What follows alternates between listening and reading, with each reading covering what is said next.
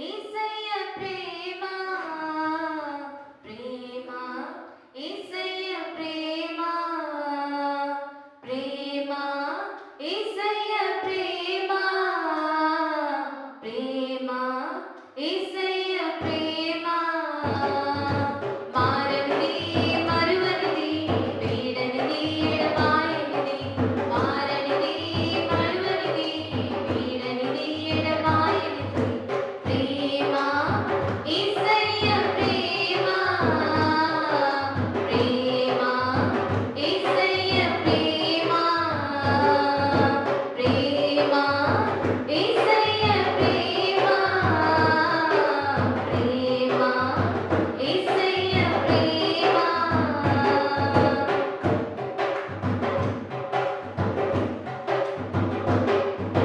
తల్లి మరచిన గాని తను మరువనన్న ప్రేమ తండ్రి విడిచిన గాని నన్ను విడువనన్న ప్రేమ తల్లి మరచిన గాని నన్ను మరువనన్న ప్రేమ తండ్రి విడిచిన గాని నన్ను విడువనన్న ప్రేమ నేనేడుస్తుంటే ఎత్తుకున్న ప్రేమ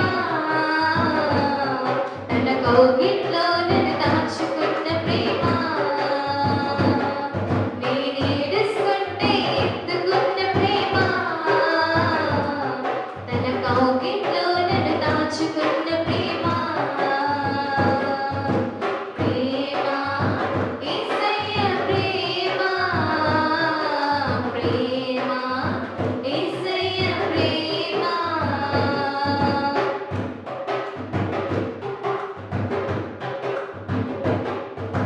నేను మరచిన గాని నన్ను మరువనన్న ప్రేమ నేను విడిచిన గాని నన్ను విడువనన్న ప్రేమ నేను మరచిన గాని నన్ను మరువనన్న ప్రేమ నేను విడిచిన గాని నన్ను విడువనన్న ప్రేమ నీ పడిపోతుంటే పట్టుకున్న ప్రేమ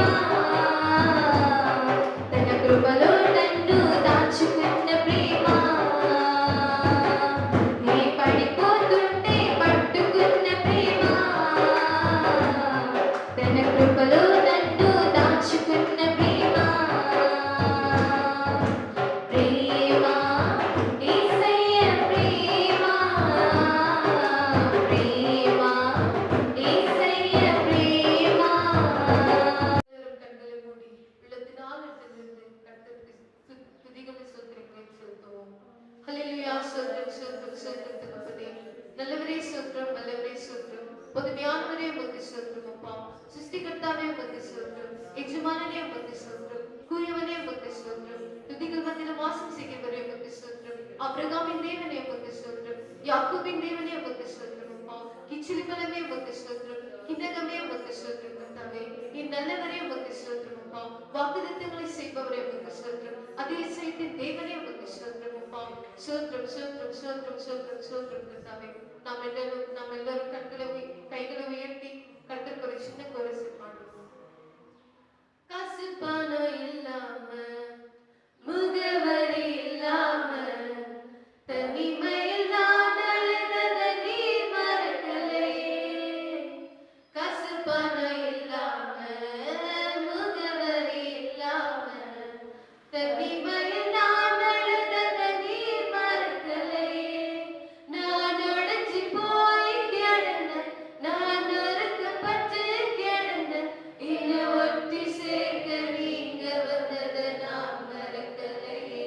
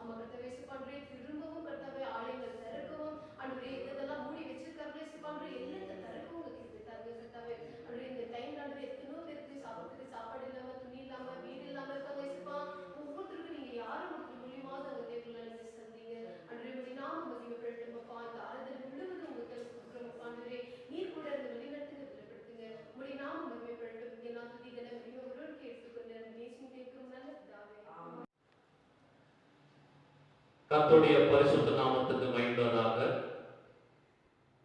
தேவ செய்தியை தமிழிலும் தெலுங்கிலும் பிரசங்கம் செய்கிறோம். தமிழ் தெரிந்தவர்கள் தமிழிலும், தெலுங்கு தெரிந்தவர்கள் தெலுங்கிலும் கேட்டு ఆశీర్వాదం పెట్టుకోబడియాక అన్బోర్డు పెట్టుకోలేదు. మొట్టమొదటిగా ఇప్పుడు తెలుగులో ప్రసంగం చెప్తాం, దయచేసి వినండి.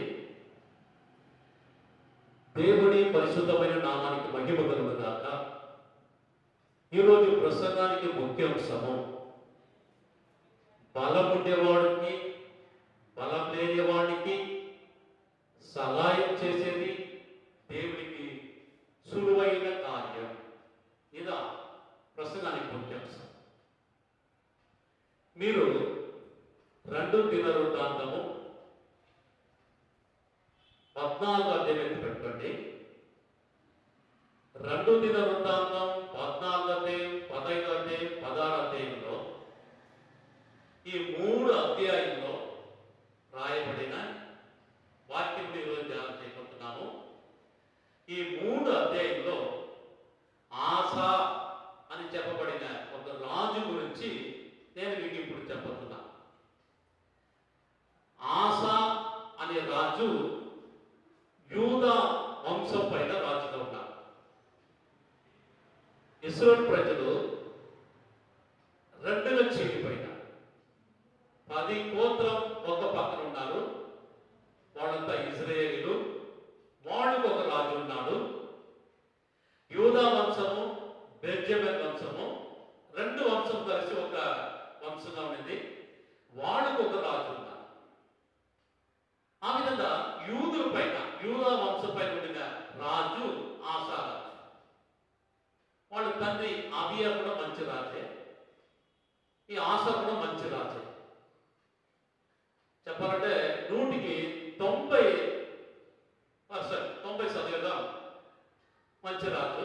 ఒక 10% కొంచెం ఇదైపోయినా.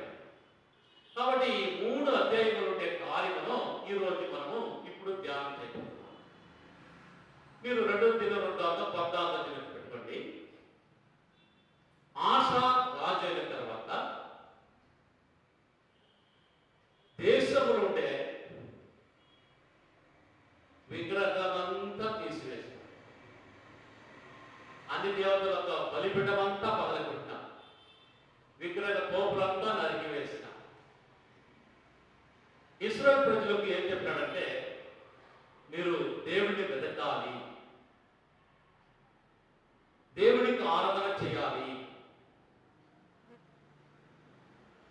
అది మాత్రం కాకుండా మీరు దేవుడి పైన నమ్మకం కలిగి ఉండాలి అనేసి ప్రజలందరికీ ఆజ్ఞాపించిన. కాబట్టి దేవుడు ఏం చేసినాడంటే, ఆ దేశంలో ఉండే వాళ్ళ అందరికీ ఆసారాజుకు విశ్రాంతిని కలగచేసినాడు, ఒక నెమ్మదిని కలగచేసినాడు. కారణం ఏమిటంటే, దేశం నుండి విగ్రహమంతా తీసివేసినాడు, బలిపీఠంతా పగలగొట్టినాడు, అందరూ దేవుని వెతకాలన్నాడు, అందరూ దేవుని వెతికినారు, దేవునికి అందరూ ఆరాధన చేస్తున్నారు, ప్రార్థన చేస్తున్నారు. కాబట్టి దేవుడు వాళ్ళందరూ ఆశీర్వదించి యుద్ధం లేకుండా ఒక విశ్రాంతిని కలగచేసినాడు. హల్లెలూయా. తర్వాత దేవుడు మనకు విశ్రాంతిని కలగచేసినాడు కాబట్టి మనం పట్టణములు కట్టాం, గోపురములు కట్టాం, దేశం చుట్టూ ప్రకారం కట్టామనేసి అన్నింటినీ కట్టారు. దేవుడు వాళ్ళు చేసిన కార్యం అంతా సఫలం చేసినాడు, అన్ని కార్యం చేసి ముగించిన. హల్లెలూయా, హల్లెలూయా. ఆ విధంగా ఆసారాజు దేవుడికి భయపడి దేవుడికి లోబడి నడుస్తున్నాడు కాబట్టి ఆయన కార్యం అంతా దేవుడు నెరవేర్చాడు. తర్వాత ఒక 15 సంవత్సరం తర్వాత ఏం జరిగిందంటే, ఎథియోపియా రాజు మనిషి అయిన సేరా అనేవాడు ఆ యూదా వంశం పైన యుద్ధానికి వచ్చినాడు.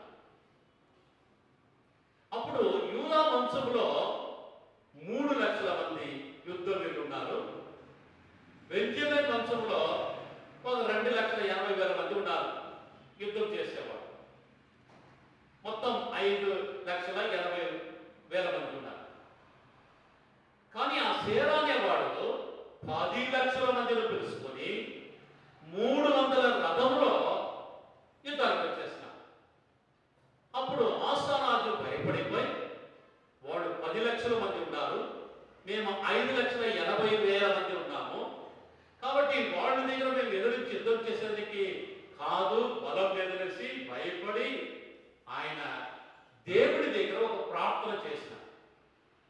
ఈ ప్రార్థన చాలా ముఖ్యమైన ప్రార్థన, ఒక మంచి ప్రార్థన. ఇదే విధంగా మొదటి దినవృత్తాంతం 4వ వాక్యంలో కూడా ఒక మనిషి ప్రార్థన చేసినాడు. ఆ ప్రార్థనలో మంచి ప్రార్థన, ఆ ప్రార్థన కూడా దేవుడు ఆలకించినాడు.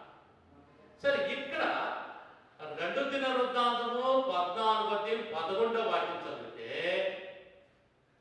ఈ వాక్యంలో ఒక 5 విధమైన కార్యం ఈ ఆశారాజు చెప్పి ప్రార్థన చేస్తున్నాడు. 2 దినవృత్తాంతం 14వ వాక్యం నేను చదువుతాను, వినండి. దీంట్లో 5 విధమైన కార్యం. 1, దేవుడు చూసి మొరపెట్టాడు. 2, బలం లేనివాడుకు మీరు సహాయం చేసేందుకు మీలాంటి దేవుడు, మీ వంటి దేవుడు ఎవరూ లేరు. 3, దేవుడా మాకు సహాయం చేయండి. 4, దేవుడా మీ నామములో మా శత్రువులు ఎదురించి యుద్ధం చేసి వచ్చున్నాం. 5, నరులు మిమ్మల్ని జయించకుండా చేయండి అనేసి ఈ 5 విధమైన కార్యం చెప్పి ఆయన ప్రార్థన చేస్తారు. దేవుడు ఈ చిన్న ప్రార్థన, ఈ 5 పాయింట్లు కలిగిన ప్రార్థన విని ఆ ఎథియోపియా దేశం నుండి వచ్చిన ఆ సేరా పిలిచి వచ్చిన 10 లక్షల మందిను, ఆ 300 రథమును యూదులకు ముందర పరిగెత్తికి ఓడిపోయే విధంగా చేసినాడు దేవుడు. హల్లెలూయా. అప్పుడు యూదా వంశస్థులు అందరూ ఏం చేసినట్టే వాళ్ళని తరిమి కొట్టి జయించిన. వాళ్ళు దేశంలో పోయి కూడా వాళ్ళ పైన యుద్ధం చేసి వాళ్ళు జయించి, వాళ్ళు ఊరు నుండిన బంగారు, వెండి, తర్వాత ఆవులు, గొర్రెలు అన్నిటినో తీసుకొని యెరూషలేముకు వచ్చినారు. హల్లెలూయా, హల్లెలూయా. ఈ విషయం అంతా 14వ అధ్యాయంలో రాయబడింది. 15వ అధ్యాయానికి వెళ్తే అక్కడ ఏం రాయబడిందంటే, అసర్యా అని చెప్పబడిన ఒక దేవుని మనిషి పైన దేవుని ఆత్మ దిగి వచ్చి ఆసాకు ఎదుర్కొని వచ్చి చెప్తున్నాడు, యూద వంశస్థులారా వినండి, ఆ ఇశ్రాయేలు వంశంలో నిజమైన దేవుడు లేకపోతే, దేవుని వాక్యమును ఉపదేశించడానికి, బోధించడానికి యాజకుడు లేదు, ధర్మశాస్త్రం లేదు, వాళ్ళు దేవుడిని వెతకలేదు, దేవుడి దగ్గర ప్రార్థన చేయలేదు. కాబట్టి వాళ్ళకు నెమ్మది లేదు, వాళ్ళు రాకపోకలందు వాళ్ళకు సమాధానం లేదు, వాళ్ళు చేసే పని అంతా దేవుడు సఫలం చేయలేదు. కాబట్టి మీరు భయపడకుండా మనసులో ఎడపరుచుకొని ఉండండి. మీరు దేవుడిని వెతికితే దేవుడు మిమ్మల్ని వెతుకుని వస్తారు. దేవుడి దగ్గర మీరు అడిగితే దేవుడు మీకు ఇస్తారు. దేవుడు మీరు విడిచిపెడితే దేవుడు మిమ్మల్ని విడిచిపెడతాడు. కాబట్టి మీరు జాగ్రత్తగా ఉండండి అని అసర్యా అని ఒక దేవుడి మనిషి వచ్చి ఆసాకు చెప్పినప్పుడు, ఆసా మళ్ళా ఏం చేసినాడంటే,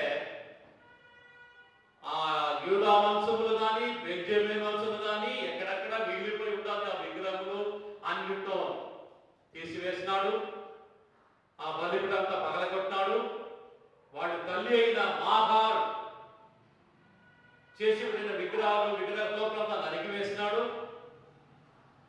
ఆశ తల్లి అయిన మాహా రాజాతిగా ఉన్నది, ఆమె రాజాతిగా లేకుండా కూడా తీసివేసినాడు. ఇలాంటి కార్యం అంతా చేసినాడు. ఎందుకంటే దేవుడి మనిషి వచ్చి చెప్పినాడు, దేవుడి ఆత్మ ద్వారా చెప్పినాడు అనేసి మళ్ళీ దేశంలో శుద్ధి చేసినాడు. హల్లెలూయా, హల్లెలూయా. కాబట్టి దేశము ఇప్పుడు బాగుంది, బాగానే ఉన్నారు అందరూ. అలాంటి సమయంలో ఏమైందంటే, ఒక ఇంచుమించు ఒక 30 సంవత్సరం తర్వాత ఒక కార్యం జరిగింది. ఆసా రాజు ప్రజలందరూ పిలిపించి బలిపీఠం పైన వాళ్ళు తీసుకొచ్చిన ఆ గొర్రెలు ఆవులు అన్నిటినూ బలి అర్పించారు. బలి అర్పించేసి ప్రజలందరికీ ఏం చెప్పినాడంటే, నేడు మొదలుకొని చిన్నవాళ్ళ నుండి పెద్దవాళ్ళ వరకు పురుషులు స్త్రీలు అందరూ దేవుని వెతకాలి. ఎవరైతే దేవుని వెతకలేదో వాళ్ళు వేయబడాలి, వాళ్ళను చంపేయండి, వాళ్ళు ప్రాణంతో ఉండకూడదు అనేసి ఒక ఆజ్ఞ ఇచ్చిన. అప్పుడు ప్రజలందరూ కూడా బోర ఊపుకొని ఈ రాజు చెప్పిన ఆజ్ఞలను చూసి విని ఒక సంతోషపడినారంట. ఎందుకు వాళ్ళు సంతోషపడినారంటే, కొంతమంది దేవుని వెతకలేదు, దేవాలయానికి పోలేదు, ప్రార్థన చేయలేదు. పిలిచినా స్కూల్కి పోవాలి, కాలేజీకి పోవాలి, ఉద్యోగానికి పోవాలి, పనికి పోవాలి, వ్యాపారానికి పోవాలి, నేను మా ఇల్లు మా కుటుంబము ఇలాగ వాళ్ళు చెప్పుకొని ఉండిపోయినారు. లోకంలో ఉండిపోయినారు, లోకానుసారంగా జీవిస్తా ఉండిపోయినారు. దేవుడు ఉంటాడు, దేవుడు కాపాడుతాడనేసి ఉండిపోయినారు. కానీ ఇప్పుడు రాజు ఎవరైతే దేవాలయంకు రాలేదో వాళ్ళు సంపేది చెప్పాడు కాబట్టి ఇప్పుడన్నా భయపడి వస్తారనేసి ప్రజలందరూ సంతోషపడినారు. హల్లెలూయా, హల్లెలూయా. అదేవిధంగా ఈ కాలంలో చాలా మంది ఈ లోక సంబంధమైన ఆశ పెట్టుకొని దేవుడిని మర్చిపోయి, దేవుడిని విడిచిపెట్టి, దేవుడి మందిరానికి రాకుండా చదువు, ఉద్యోగం, వ్యాపారం, పని, ప్రయాణము, పెండ్లి ఇలా అనేసి తిరుగుతూ ఉంటారు. కానీ మందిరానికి రాకుండా ఉండిపోతారు. కష్టం వచ్చినప్పుడు మాత్రం దేవుడు దేవుడు దేవుడు అనేసి వస్తారు. కాబట్టి ఈరోజు ఈ ఆశ గురించి మనము వినిన తర్వాత ఆశ మొదట్లో ఎలా ఉన్నాడు, చివరి కాలంలో ఎలా ఉన్నాడని తెలుసుకొని మన జీవితంలో మనము సరి చేసుకోవాలి. కాబట్టి 15వ అధ్యాయంలో అందరూ సంతోషపడినారు. అందరూ చర్చకు రావాలనేసి రాజు ఆజ్ఞించినాడు కాబట్టి అందరూ సంతోషపడినాడు. కాబట్టి 35 సంవత్సరం ఈయన పరిపాలన చేసే వరకు దేశంలో విశ్రాంతి ఉన్నది, సమాధానం ఉన్నది, సంతోషం ఉన్నది, అన్ని బాగుంది. మళ్ళీ ఆ యూదా వంశస్థులు, బెన్యామీను వంశస్థులంతా మళ్ళీ కొంచెం చర్చకు వచ్చేది నిలిపినారు, ప్రార్థన చేసి నిలిపినారు. మళ్ళీ లోకాసనం కట్టంటే పోతా ఉంటే 36వ సంవత్సరం నుండి ఏమి జరిగిందంటే, 36వ సంవత్సరంలో ఇశ్రాయేలు రాజు అయిన భాష యూదా వంశ రాజు అయిన ఆసాకి ఎదుర్కొని వచ్చి రామా అనే పట్టణం కట్టినాడు. ఇప్పుడు ఈ 16వ అధ్యాయంలో ఈ ఆశ ఏం చేస్తున్నాడంటే, తమస్కులో నివాసం చేస్తుండే పెన్నగా అని చెప్పబడిన రాజుకు తన యొక్క ఇంటిలోని బంగారు, వెండి, డబ్బును, దేవుడి మందిరము నుండి బంగారు, వెండి, డబ్బులంతా ఇచ్చి పంపించి, పెనాదాతు రాజా, మా తండ్రికి మీ తండ్రికి ఒక ఐక్యత ఉండింది, ఒక నిబంధన చేసుకున్నారు. నాకు కష్టమైతే మీరు రావాలి, మీకు కష్టమైతే నేను వస్తానేసి ఒక నిబంధన చేస్తున్నారు. ఆ విధంగా ఇప్పుడు నాకు ఒక కష్టం వచ్చింది. ఆ భాష అనే రాజు వచ్చి మా పైన యుద్ధం చేసేందుకు వచ్చి రామాను కట్టున్నాడు. కాబట్టి బంగారు, వెండి, డబ్బులంతా మీరు తీసుకొని మీరు మాకు వచ్చి సహాయం చేసి ఆ భాష రాజును నిలబెట్టాలి అని. అప్పుడు బెనాదాతు రాజు ఆశా రాజు చెప్పిన మాటను విని ఆ బంగారు, వెండి అంతా తీసుకుని, డబ్బులంతా తీసుకొని వాళ్ళకి విధులంతా తెలుసుకుని వచ్చి ఆ భాషను జయించి వాళ్ళకు అరిగి వేస్తారు. అప్పుడు ఈ ఆశ మనుషులు పోయి రామాను వీళ్ళు కట్టుకున్నారు. తర్వాత ఏమైందంటే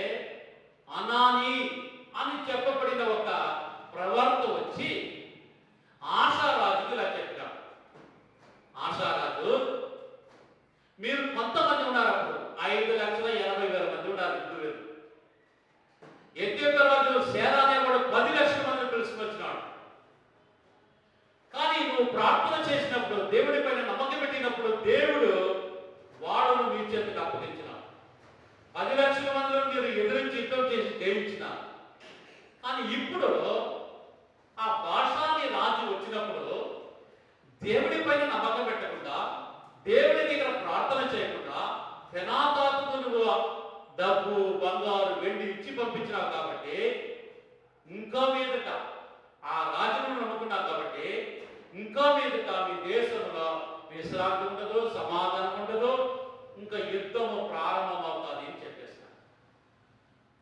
ఆ విధంగా ఆయన చెప్పినప్పుడు ఆశా రాజు ఆ అనాని అని చెప్పబడిన ప్రవర్తనమైన భయంకరమైన కోపపడి ఆయన తీసుకుని పోయి ఒక కావలి ఇంట్లో పెట్టేస్తాడు, ఒక జైలులో పెట్టినట్టు పెట్టేస్తాడు. అది మాత్రం కాకుండా కొంతమందిలో హింసించినాడు, బాధ పెట్టినాడు. కాబట్టి ఏమైందంటే కొన్ని రోజుల్లో, కొన్ని నెలల్లోనే ఆశా రాజుకు కాళ్ళు ఒక వ్యాధి వచ్చింది. కాళ్ళు ఒక వ్యాధి వచ్చినప్పుడు ఆయన దేవుడిని వెతకకుండా, దేవుడి దగ్గర ప్రార్థన చేయకుండా, పరిగారులు అంటే వైద్యులు, వాళ్ళు వీళ్ళు మాంత్రికులు, వాళ్ళు ఆయన వెతికినాడు. వాళ్ళ దగ్గర పోయి విచారించినాడు, వాళ్ళ దగ్గర సలహా చేసుకున్నాడు, ట్రీట్మెంట్ చేసుకున్నాడు. కానీ ఏమైందంటే ఆ కాళ్ళు వచ్చిన వ్యాధి బాగా కాకుండానే ఆయన చనిపోయినాడు. తర్వాత ఆయన ఆ యెరూషలేములో సమాధి చేయబడింది. ఆశా యొక్క జీవితం మొదట్లో బాగానే ఉండింది 90%. చివరిలో ఒక 10% అయిపోయింది. అంటే దేవుడు చేసిన మేలును మర్చిపోయి, దేవుడు ఇచ్చిన జయమును మర్చిపోయి, దేవుడిని వెతకకుండా, ప్రార్థన చేయకుండా ఇప్పుడు పెనాదాతు రాజును వెతికిన ఆయనకు బహుమానం ఇచ్చి సహాయం చేయమన్నా. ఒక అనాని ప్రవర్తన వచ్చి చెప్తే ఆయన పైన కోపపడి ఆయన జైలు వేసినాం. కాబట్టి ఒక చిన్నదిగా కాలు వ్యాధి వచ్చింది, అది కాకుండా చనిపోయింది. అప్పుడు కూడా దేవుడు వెతకలేదు, మనుషులు వెతికిన. కాబట్టి దేవుడి ప్రియులారా, మనము ప్రారంభంలో మాత్రం ఎత్తుంటాము. దేవుడు దేవుడు దేవుడు నాకు ఇది చేసినాడు, అది చేసినాడు, అర్థం చేసినాడు, సహాయం చేసినాడు, సాక్షి చెప్తాం. మన జీవితం బాగానే ఉంటారు. కానీ రాను చివరిలో ఏమైపోతుందంటే ఆశా రాజులాగా మారిపోతారు. దేవుడు ఏం చేసినాడు, నాకు ఇలా కష్టం వస్తుంది, అలా కష్టం వస్తుంది, నాకేంటి కావాలన్నా అని సమస్యలిపోయి దేవుడిని వెతకుండా మనుషుల్ని వెతుకుంటాం. దేవుడి దగ్గర ప్రార్థన చేయకుండా మనుషుల దగ్గర పోయి మనం అడుగుకుంటాం. కాబట్టి చివరిలో మనము సమస్యలిపోయి దేవుడికి దూరం అయిపోతాం. దేవుడి వాక్యం సెలవుస్తున్నది, చివరి వరకు స్థిరంగా ఉండేవాడు రక్షించబడతాడు అనేసి రాయబడింది. యేసయ్య చెప్పినాడు, చివరి వరకు మనం ఉన్నంత వరకు విశ్వాసములో స్థిరంగా ఉండాలి, అప్పుడే రక్షించబడతాం. అంటే మనం ఫస్ట్ రక్షించబడినాం యేసుని నమ్ముకున్న తర్వాత. కానీ మళ్ళీ వచ్చే శోధన, వేదన, కష్టములు అన్నింటిలో మనం సహించుకొని జయించుకొని మనం ఈ భూమిలో ఉన్నంత వరకు మనం యేసయ్య పైన నమ్మకం ఉంటే రక్షించబడినాం అనేసి. నేను ఫస్ట్ రక్షించబడినాను అనేసి కొంతకాలం విశ్వాసం ఉండి మళ్ళీ విశ్వాసం లేకుండా, ప్రార్థన లేకుండా ఉండిపోతే మనం రక్షించబడిన వాళ్ళు కాదు. రక్షించబడిన రక్షణలో మనం కోల్పోయి ఉంటాం. కాబట్టి దేవుడి ప్రియులారా, ఆశ మొదలు చేసిన ఒక ప్రార్థన, ఒక మంచి ప్రార్థన. అదేవిధంగా 1 దినవృత్తాంతం 4:11 వాక్యంలో యాబేస్ అనేసి ఒక మనిషి ప్రార్థన చేస్తున్నాడు. ఆ యాబేస్ను వాళ్ళ తల్లి కనేటప్పుడు వాళ్ళ వేదన పడి, కష్టపడి, దుఃఖములతో ఆ యాబేస్ను కనింది. వీడు ఎందుకు నాకు పుట్టినాడు, ఈ వేదన, బాధ, కష్టం ఉండే టైంలో ఎందుకు వచ్చి పెట్టినాడు, నేను ఎందుకు నిన్న కన్నాను అనేసి బాధపడింది. ఆ బాధలోనే ఎందుకు వీడు పుట్టినాడనేసి వాడికి యాబేస్ అనేసి పేరు పెట్టింది వాళ్ళ తల్లి. కాబట్టి వాడు కొంచెం పెద్దోడైన తర్వాత యాబేస్ అనేసి ఎందుకు నాకు పేరు పెట్టింది మా తల్లి కనుక్కొని విచారించి తర్వాత ప్రార్థన చేస్తున్నాడు. నా దేవుడా, నన్ను ఆశీర్వదించుము, నా సరిహద్దులు విస్తారం చేయము, కీడు నన్ను ఏమి చేయకుండా మీ దయగల హస్తం నాపై నుండి నన్ను మనిషి ఆయన ఒక చిన్న ప్రార్థన చేసినాడు.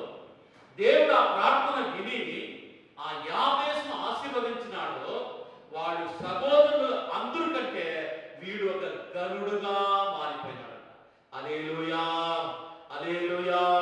కాబట్టి దేవుడి ప్రేమ వల్లరా మనము కూడా ఆ ఆశాలాగా, ఆ యాబేసు లాగా దేవుడి దగ్గర మన చిన్న ఒక ప్రార్థన చేసే దేవుడు మనకు ఉత్తరం ఇస్తాడు, సహాయం చేస్తాడు, ఆశీర్వదిస్తాడు, హెచ్చిస్తాడు.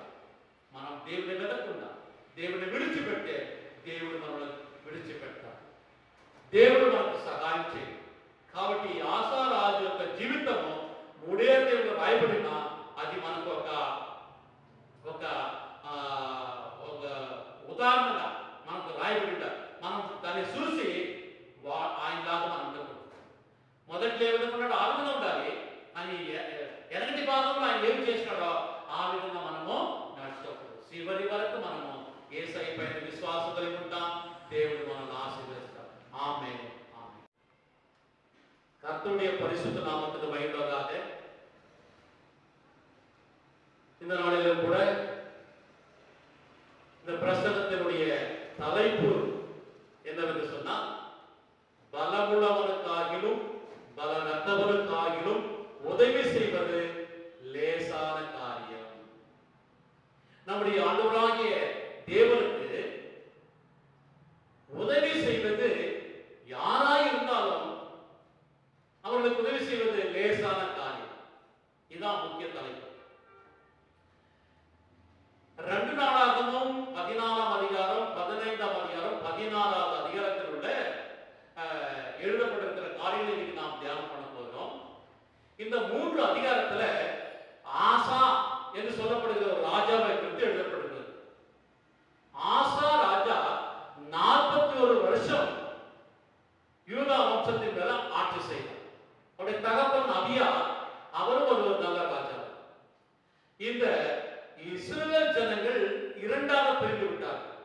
ஒரு 10 கோத்திரத்துக்கு ஒரு ராஜா, யூதா வம்சம் பென்ஜமின் வம்சத்துக்கு ஒரு ராஜா. இந்த யூதா வம்சம் பென்ஜமின் வம்சத்துக்கு ஆசா ராஜாவா இருந்தார். இந்த ஆசா ராஜாவான உடனே 14ஆம் அதிகாரத்துல அவருடைய தேசத்துல சமாதானம், அமைதி இருந்தது, யுத்தம் இல்லாமல் இருந்தது. காரணம் என்னவென்று சொன்னால், அவருடைய தேசத்தில் இருக்கிற விக்கிரகங்களெல்லாம் அகற்றி விட்டார், பலிபீடங்களெல்லாம் இழுத்து போட்டு விட்டார், விக்கிரக தோப்புகளெல்லாம் வெட்டி போட்டு விட்டார். அது மட்டுமல்ல, கர்த்தருடைய பிரியமானவர்களே, ஜனங்களுக்கு அவர் சொல்லுகிறார், நீங்கள் எல்லாரும் கர்த்தரை தேட வேண்டும், கர்த்தரிடத்தில் ஜெபிக்க வேண்டும், கர்த்தரை ஆராதிக்க வேண்டும், மோசேயுடைய நியாய பிரமாணத்தை கைக்கொண்டு அதன்படி நடக்க வேண்டும் என்று சொல்லி கற்பித்தார் என்று தமிழில் சொல்லப்படுகிறது. ஆனால் ஜனங்கள் எல்லாரும் கர்த்தரை தேடினார்கள், நியாய பிரமாணத்தின்படி நடந்து கொண்டார்கள். ஆகினால் கர்த்தர் அவர் செய்த காரியங்களெல்லாம் வாய்ப்பு செய்தார். ஆகினால் அந்த தேசத்துல சமாதானம் இருந்தது. அல்லேலூயா, அல்லேலூயா. ஆசா ராஜா கர்த்தரை நம்ம தேடினபடினால நமக்கு ஒரு சமாதானத்தை கொடுத்தார், ஒரு இளைப்பாறுதலை கொடுத்தார். ஆகையினால நாம் பட்டணங்களை கட்டுவோம், கோபுரங்களை கட்டுவோம், மதில் சுவரை கட்டுவோம் என்று சொல்லி கட்டினார். அவர்கள் செய்த காரியத்தை எல்லாம் கர்த்தர் வாய்ப்பு செய்தார். அல்லேலூயா. அதே போல கர்த்தருடைய சமூகத்தை அவர்கள் தேட தேட ஆசாவையும் அவருடைய ஜனங்களையும் கர்த்தர் ஆசீர்வதித்தார். ஒரு 15 வருஷத்துக்கு பிற்பாடு ஒரு காரியம் நடந்தது. என்ன நடந்ததுன்னா, இந்த யூதா வம்சத்தார்ல 3 லட்சம் பேர் யுத்த வீரர்கள் இருந்தார்கள். பென்ஜமின் வம்சத்தார்ல 2,80,000 பேர் யுத்த வீரர்கள் இருந்தார்கள். மொத்தம் 5,80,000 பேர் யுத்த வீரர்கள். ஆனால் எத்தியோப்பியா தேசத்து சேரா என்று சொல்லப்பட்ட ஒரு மனுஷன் 10 லட்சம் யுத்த வீரர்களை கூப்பிட்டு கொண்டு வந்து விட்டான். ஆசா மேல யுத்தம் செய்வதற்காக. இந்த 15 வருஷமாக யுத்தம் இல்லாமல் இருந்தது. ஆனால் இப்பொழுது யுத்தம் ஆரம்பமாகிவிட்டது. அப்பொழுது ஆசா அவர்களை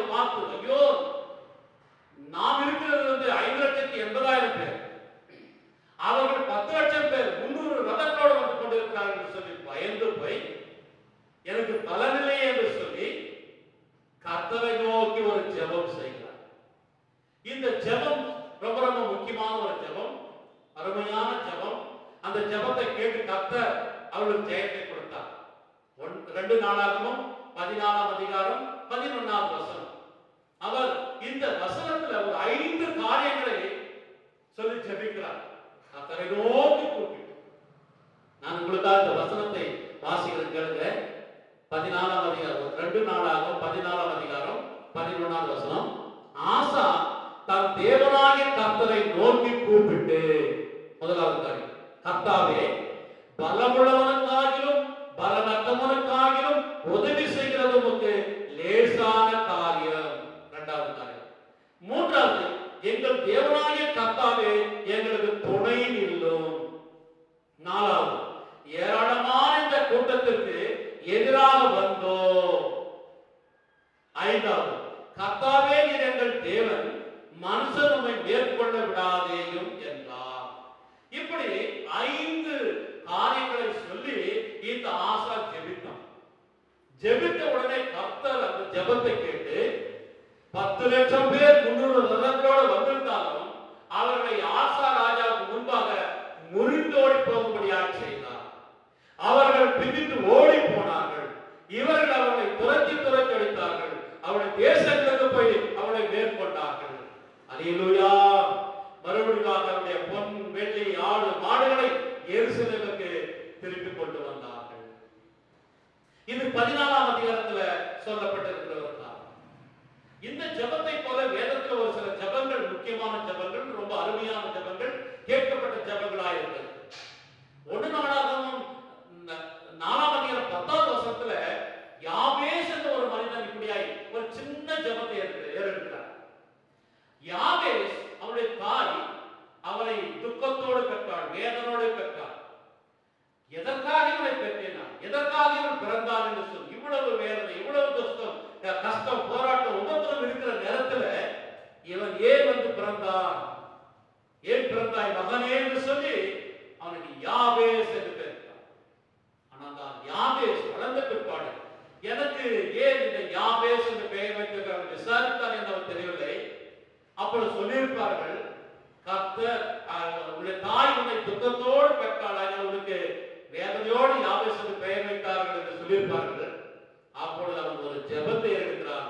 தேவனே, என்னை ஆசீர்வதித்து என் எல்லையை பெரிதாக்கி உமது கரம் என்னோடு கூட இருந்து தீங்கு என்னை அணுகாதபடிக்கு என்னை காத்துக் கொள்ளும் என்று சொல்லி அந்த ஒரு சின்ன ஜெபத்தை ஜெபிக்கிறான். கர்த்தர் கேட்டு அந்த யாபேசை ஆசீர்வதித்தார். அவன் சகோதரனை காட்டிலும் அவன் கனமுள்ளவனாய் ஆசீர்வாதமுள்ளவனாய் மாறிவிட்டான் என்று கர்த்தர் மாற்றிவிட்டார் என்று சொல்லி நாம் வேதத்தில் வாசிக்கிறோம். அதே போல அந்த ஆசா ஜெபித்த உடனே கர்த்தர் அந்த ஜெபத்தை கேட்டு ஆசாவுக்கு ஒரு வெற்றியை கொடுத்தார். அல்லேலூயா. 15ஆம் அதிகாரத்தில் நாம் சென்றால், அசரியா என்ற ஒரு தேவ மனிதன் மேல தேவ ஆவியானவர் இறங்கி வந்து,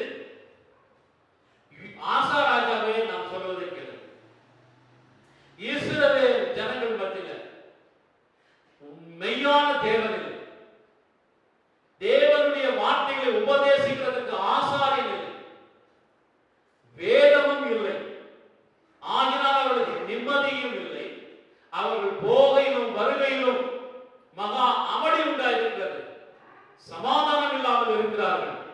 ஆகினால் அவர்கள் செய்கிற காரியம் சித்தி பெறாமல் போகிறது. ஆகினால் நீங்கள் எச்சரிக்கையாயிருங்கள். நீங்கள் கர்த்தரை தேடினால் கர்த்தர் உங்களை தேடுவார், கர்த்தரை நீங்கள் விட்டுவிட்டால் கர்த்தர் உங்களை விட்டு விடுவார் என்று சொல்லி எச்சரித்தார்.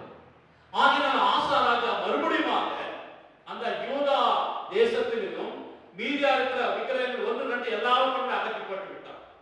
பென்ஜமின் வம்சத்துல இருக்கிற அந்த 1, 2 விக்கிரகங்கள் எல்லாம் கூட தூரப்படுத்தி விட்டார். பலிபீடங்களை இழுத்துப்பட்டு விட்டார். விக்கிரக தோப்புகளை வெட்டி போட்டு விட்டார். ஆசாவுடைய தாயாகிய மாகாள் விக்கிரக தோப்புகளை விடுபடி இருந்தார். அதையெல்லாம் கூட அகற்றிவிட்டு அந்த மாகாள் ராஜாத்தியாக இல்லாமல் தூரப்படுத்தி விட்டார். அல்லேலூயா. அப்படி ஒரு நல்ல காரியங்கள் எல்லாம் இந்த ஆசா ராஜா செய்தார். அது மட்டுமில்லாமல் ஜனங்களெல்லாம் வரவழைத்து அந்த கொடை கொண்டா கொண்டு வந்த ஆடு மாடுகளை எல்லாம் பலிபீடத்தின் மேல பலி செலுத்தினார். பிற்பாடு ஜனங்களை பார்த்து சொல்கிறார், இந்நாள் முதற்கொண்டு சிறியோர் முதற்கொண்டு பெரியோர் வரைக்கும் புருஷர்களும் ஸ்திரீகளும் நம்முடைய தேவனாய் கர்த்தரை தேட வேண்டும், தேவாலயத்துக்கு வர வேண்டும், தேவனை ஆராதிக்க வேண்டும், தேவனை மகிமைப்படுத்த வேண்டும். யார் தேவாலயத்துக்கு வரவில்லையோ, தேவனை தேடவில்லையோ, ஜெபிக்கவில்லையோ, அவர்களை உயிரோடு வைக்கக்கூடாது, அவர்களை கொன்று போட வேண்டும் என்று சொல்லி கட்டளையிட்டார். அப்பொழுது ஜனங்கள் எல்லாரும் எக்காலத்தை பூரிகளை ஊதி மகா சந்தோஷப்பட்டார்கள். ஏன் சந்தோஷப்பட்டார்கள்?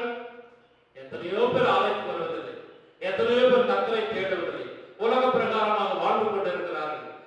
படிப்பு என்று போகிறார்கள், வேலை என்று போகிறார்கள், வியாபாரம் என்று போகிறார்கள், திருமணம் என்று போகிறார்கள், ஊரு பிரயாணம் என்று போகிறார்கள், வியாதி என்று சொல்லி போகிறார்கள். இப்படி கர்த்தரை விட்டு விட்டார்கள். ஆனால் இப்பொழுது ஆசராஜா கர்த்தரை தேடாதவர்கள், கர்த்தருடைய ஆலயத்துக்கு வராதவர்களை கொண்டு போட வேண்டும் என்று கட்டளையிட்டதனால இப்பொழுது எல்லாருமே கர்த்தரை தேடுவார்கள், கர்த்தரிடத்தில் வருவார்கள், ஜெபிப்பார்கள் என்று சொல்லி ஜனங்கள் எல்லாரும் சந்தோஷப்பட்டார்கள். அல்லேலூயா. நாம என்ன செஞ்சிருப்போம்? என்ன ராஜா இப்படி ஒரு கட்டளை போட்டாரு அப்படின்னா நம்ம முறுமுறுத்திருப்போம். ஆனா அந்த ஜனங்கள் மகா சந்தோஷப்பட்டார்கள். இது 15ஆம் அதிகாரத்துல எழுதப்பட்டிருக்கிற ஒரு காலம். ஆகினால கர்த்தர் அவரை ஆசீர்வதித்தார். ஆசா ராஜா 35 வருஷம் அரசாட்சி செய்கிற காலம் வரைக்கும் தேசத்துல இளைப்பாறுதல் இருந்தது. மறுபடியும் ஜனங்கள் கொஞ்சம் வழிவிலைக்கு போக ஆரம்பித்தார்கள். அப்பொழுது 36ஆவது வருஷத்துல இஸ்ரவேலின் ராஜா பாஷா என்பவன் புறப்பட்டு ஆசாவுக்கு விரோதமாக யுத்தம் செய்ய வந்தான். அந்த பாஷா ராஜா ராமா என்ற ஒரு பட்டணத்தை கட்டினான். 14ஆம் அதிகாரத்துல ஆஷா முன்போல செய்யாமல் ஜெபிக்காமல் இப்பொழுது தமஸ்குல வாசம் செய்கிற சீரா ராஜாவாகிய பெனாதாத்துக்கு தன்னிடத்தில் இருக்கிற பொன்னையும் வெள்ளியையும் பணத்தையும், தேவாலயத்தில் இருக்கிற பொன்னையும் வெள்ளியும் பணத்தையும் கொடுத்து அனுப்பி, உன்னுடைய தகப்பனுக்கும் என்னுடைய தகப்பனுக்கும் ஒரு உடன்படிக்கை இருக்கிறது, எங்களுக்கு கஷ்டம் வந்தால் நீங்கள் வந்து எங்களுக்கு உதவி செய்ய வேண்டும், உங்களுக்கு கஷ்டம் வந்தால் நாங்கள் வந்து உங்களுக்கு உதவி செய்ய வேண்டும் என்று சொல்லி ஒரு உடன்படிக்கை செய்திருக்கிறார்கள். இப்பொழுது எங்கள் மேல பாஷா யுத்தம் செய்ய வந்திருக்கிறார். ஆனால் இந்த பொன்னையும் வெள்ளியையும் பணத்தை வாங்கிக் கொண்டு நீர் எங்களுக்கு வந்து உதவி செய்து அந்த பாஷாவை நீர் முறியடிக்க வேண்டும் என்று சொல்லி இருக்கிறார். அந்த வார்த்தையை கேட்டு பெனாதாத் ராஜா பணத்தையும் பொன்னையும் வெளியே வாங்கிக் கொண்டு தன்னுடைய யுத்தவர்களை கூட்டிக் கொண்டு வந்து அந்த பெனாதாத்தோடு யுத்தம் செய்து அவனை முறியடித்தார். அப்பொழுது ஆசா ராஜாவும் அவனுடைய மக்களும் போய் அந்த ராமாவை கட்டிக் கொண்டார்கள். அப்பொழுது அனானி என்று சொல்லப்பட்ட ஒரு ஞான திருஷ்டிக்காரன் வந்து, ஆசா ராஜாவே, நீ முன்போல செய்யாமல் இப்பொழுது செய்த காரியம் என்ன? உங்களிடத்துல 5,80,000 பேர் யுத்தவர்கள் இருந்த போது பயந்து போய் ஜெபித்தார். பல விடவனுக்காகவும் பல நத்தவனுக்காகவும் உதவி செய்து உங்களுக்கு லேசான காரியம் என்று சொல்லி ஜெபித்தார். கர்த்தாவே எனக்கு துணை நில்லும் என்று ஜெபித்தார். மனுஷனை மேற்கொள்ள ஒட்டாதீர்கள் என்று ஜெபித்தார். கர்த்தரும் அந்த ஜெபத்தை கேட்டு 10 லட்சம் யுத்த வீரர்கள் வந்த 300 ரதத்தில் வந்த அந்த சேராவினுடைய சேனையை முறியடித்து உனக்கு ஜெயத்தை கொடுத்தார். அதையெல்லாம் நீ மறந்துவிட்டு கர்த்தரை தேடாமல், கர்த்தரை சார்ந்திருக்காமல் பெனாதாத் ராஜாவை சார்ந்து அவனுக்கு பொன்னு வெள்ளி பணம் கொடுத்தார்.